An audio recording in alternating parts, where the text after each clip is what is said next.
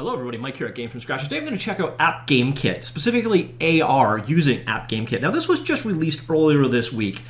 In fact, it was on, I don't know, Wednesday or Thursday they announced that this new release was out. So if you're an existing AppGameKit customer, you just got this AR functionality. Now if you've never heard of it, AR is Augmented Reality. It's the new hotness, it's basically VR 2.0, and the whole idea behind it is that you can project computer-generated scenery into the real world.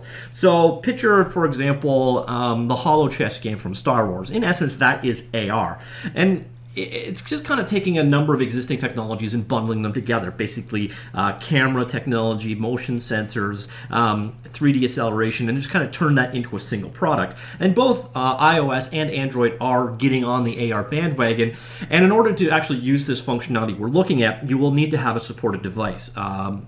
I know for a fact the Pixel series of phones, that's what I've got and I'm going to be using, support AR Core, which is the Google implementation of augmented reality, and then newer iOS devices all support AR Kit, which is their version of it, and then AppGameKit will basically work on top of that. Now, if you've never heard of AppGameKit, it is a game framework that's actually kind of interesting. I did a closer look at it that I will throw down below. It's getting a couple years old now, so there's a lot of new functionality since I did that, but the same premise applies, and more or less, it's a two-level framework. At the low end, it's a C++ framework, a lot like SFML, SDL, that layer, so low level kind of gives you access to the underlying hardware. And then on top of that, there's a beginner-friendly basic style programming language and an IDE to make it so it's turnkey to get in and use it. And that's what we're going to be working with today, is their IDE for beginners built on top. And yeah, that's about it. Let's jump in and take a look at this. Now, first off, I just highly modified one of their, or mildly modified one of their examples, to be honest. This is the basic style programming layer on top. So you see you get a code editor, you get code completion and all that stuff. And I opened up and modified their AR Kit demo. So that's what we're seeing today. And you see the code is pretty straightforward. They've added 3D support. It's fairly rudimentary 3D support. Not in that it's limited in scope. It's just more, it's not a game engine. You don't have a level editor or environment thing like that. You work from the code level. So you create your environment, you create your viewport, you create your cameras, etc. And that's basically what a lot of this code is doing. So you see here we're creating the title, we're creating a window of 1024 by 768 in size, setting the virtual resolution to that so that whatever device you're running on will scale down to it. Setting up some of the defaults for 3D, setting our font size, etc. Creating a camera, ambient light, adding a sun color in the background for ambient light. See here, we loaded our object. It's a .x file, which is Microsoft's DirectX 3D format from ages ago. Almost everything can export this in one manner or another, so it's a nice format to work that way. But basically, we create a TIE fighter wherever we touch in the world. We'll see that code in a second. We set its position. We load the texture that's going to go on it. We set the texture to it. Now, you'll notice that everything here, basically, this load objects, we're loading it into indexes, so then we can access it later on using the index we provided. Very straightforward, simple way of doing things. So when we're applying a texture to it, see, we're loading a texture into one, and then we're now setting the texture 1 into object 1. So that's how your handles work in this environment. Toggle the visibility, and then this is going to create the planes in 3D space, and that'll make sense in a second. Add a couple buttons on screen, pretty straightforward stuff. This is your lighting, so basically check lighting roll, apply ambient lighting, check to see if we tap on the screen. If we do, show the model at that location, anchor that point, etc. We hook up our buttons so that they do stuff. We'll see this all in a second. So you can see it's a very straightforward programming language for what it's doing. And this is for displaying the different planes that you can draw on in the world. We draw our background, we sync out, and then we rotate our object. And that's about it. That is our code. Very straightforward, but that is a minimal AR example. Now, one of the cool things with AppGameKit is it actually comes with a runtime. So in order to use this code, obviously you're going to need an AR Core or an AR Kit compatible device, which likely I said earlier, I thankfully have one. I use a Pixel phone as my primary device. Well, if you go to the Android App Store, there's actually an app for it that you run and can host on your machine. So if you're doing rapid turnaround development, this is actually kind of sweet. So I have this is me Chromecasting my display. So this is my phone in the background. So you see if I turn it 90 degrees, like so. So this is just me casting my phone to the screen. And what we're going to do now, so see how it says unconnected? Well, here I am back in my editor. I can go ahead and broadcast this out, and my phone device will now pick it up. So if we head on back over here, our app is now running. And you see here, we've got in 3D, this is my desktop, literally my actual desktop that I'm working on right now. And the white space is appropriate planes that we can do AR on. So this would be your compatible surfaces. I'll zoom back a little bit. So I'm physically moving around my room to make this happen. So you see those are the drawing surfaces we can do. And now I can just tap anywhere and it will create our object in 3D space. So I can turn hide off so we can get rid of the plane. And there is essentially AR. So that is a 3D model in my real world environment. And we've got a bit of an inception moment going on in the background as you're seeing my screen capture in the screen capture in the screen capture. But that is essentially all that it takes to get AR going. And I bet you can actually see some of the options here. You could create a fighting game that happens in 3D space. And we're not talking a whole lot of work to do so. And here you see we can actually interact with our object, so we can make it smaller. I accidentally tapped on the screen. We can make it bigger. And then we can reposition it around in the world.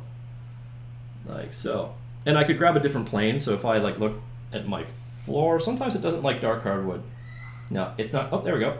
So now I can put the TIE fighter in the world at that spot. Now you could easily do whatever code you want to control where this guy would actually be positioned. So let's go back up to my desk, drop it back on the desk again. So there you go. That is essentially a AR TIE fighter in the real world in 20 lines of code. And we could have stripped it down even further than that. Pretty impressive stuff. I haven't actually played around too much with AR, but I can actually see the appeal here. I can see how this could become something big. And if you're bored, this is definitely something to check out. So once again, the program that I'm using here, and AR is available from a number of different environments. Unity has a runtime support for it. Unreal Engine has runtime support for it, etc. So this is by no means unique to AppGameKit. But AppGameKit probably makes it about as easy or accessible as it gets. Again, it's literally, this is normal straight out 3D code. We're just loading an object and positioning it in 3D space. So the rest is basically just setting up the camera stuff, and then this is a hit or a raycast into the real world based off of where we typed. And it's not hard to do at all. We're going to turn that raycast hit back into an anchor to actually position our object. And then remember earlier, it uses index, so that TIE fighter we loaded, we anchor it at that location that we tapped. Like the code to interact with the real world is really straightforward, really easy to use. So if you do have an AR compatible device and you do have a copy of AppGameKit, this is probably about as easy and accessible as they get. And this broadcasting is pretty cool because it allows you to do rapid turnaround running it on your actual device. Now I don't know if Apple allows you to do that because, well, Apple kind of sucks for what they allow developer tools to actually be on their device. But if you've got a Google device or an Android device, this does make things really sweet for viewing rapid turnaround. Because how else do you test an AR? You need to have the cameras, etc., all hooked up to make the environment work. So that integration is very tight and easy to get. Now, AppGameKit itself is available on Steam, and this is one of those things. So the cool thing is, I actually got AppGameKit, I think as part of a Steam sale like 2 or 3 years ago, and they keep updating it. So I got the AR upgrade there for free. So it's not like they do, AppGameKit version 1, version 2, version 3. I bought this skin years ago, and I'm still getting these updates. So that's pretty sweet. And the other thing is, they do sales a lot. Now, right now, they only have a 50% off sale for their full bundle. This is all their asset packs, training material, tutorials, etc. But if you want the straight out AppGameKit, this guy right here, so you're noticing this pricing makes absolutely no sense because this is that plus for a lower price. But do keep an eye on Steam because I've seen this guy as cheap as 75% off at times. So it's definitely, and I think you can actually buy it from their website as well. But I will link the AppGameKit news post down below about the AR. I will link my closer look at that we did with AppGameKit in the past. I will link, I don't know, what else will I link? The Steam sale, and if I can find a handy quick reference for what ARKit and AR Core compatible phones there are out there, I will link that down below so you will also know if your device is compatible. So really that's all I'm going to cover for now. I'm interested to hear first off what you think of AppGameKit, and second, what you think of AR. Do you think AR is going to be a fad? Do you think it's going to be super hyped up like VR kind of has been, and then a bit of a disappointment? Because we're actually starting to see a lot of these AR devices come to market, more so than phones. Now, we do have AR on phones, and I can see how someone could make a communal phone game using AR. I think there's potential there, but it's also cumbersome in some ways. But we've also got Magic Leap coming soon, which is a VR headset. We have Microsoft HoloLens, which is sort of an AR headset. So AR could potentially become something that's a lot more accessible. And the other thing that AR has going for it that VR does not is AR has that potential to be a communal gaming thing again. This is where VR kind of sucks. Is you go VR, you put your VR headset on, and you are lost in VR world. You can't really participate. The best you can do is probably mirror out to your computer display so other people can watch what you're doing, but that's about it. Well, with AR, you could potentially have multiple people wearing overlay goggles or glasses or however you want to do it. Even Snapchat has a pair of AR glasses. And so you could actually create a game that, everyone looks at the same space but plays a separate game, or plays the same game, different viewports of it. So AR has that ability to, be something that you and your buddies can sit on the couch and all participate together. Now, the price tag's going to be outrageous for that to do, but then again, there's talk about AR headsets for about $100 a piece. And if you look at it, if your buddies sitting together playing Xbox, you're looking at a $65 controller for each player there, so it's really not that much more expensive if you look at it. So that might be where AR has a heads up that VR didn't, is it's not an anti-social activity. If it's something that you want a bunch of people to play together, the potential is there. And I could imagine playing something like Street Fighter on my dining room table, literally, with another friend, as being an awesome experience. So AR could have a lot of potential, but it could also be the next complete dud. It'd be interesting to see. But regardless, this was AR via AppGameKit. Hopefully some of you found it interesting. Okay, one last reminder. I hate doing this, but notifications are broken on Google. It seems if you really, really want to be notified, you have to click the notification button. Being subscribed isn't enough. So if you did enjoy this content, please do hit that little bell.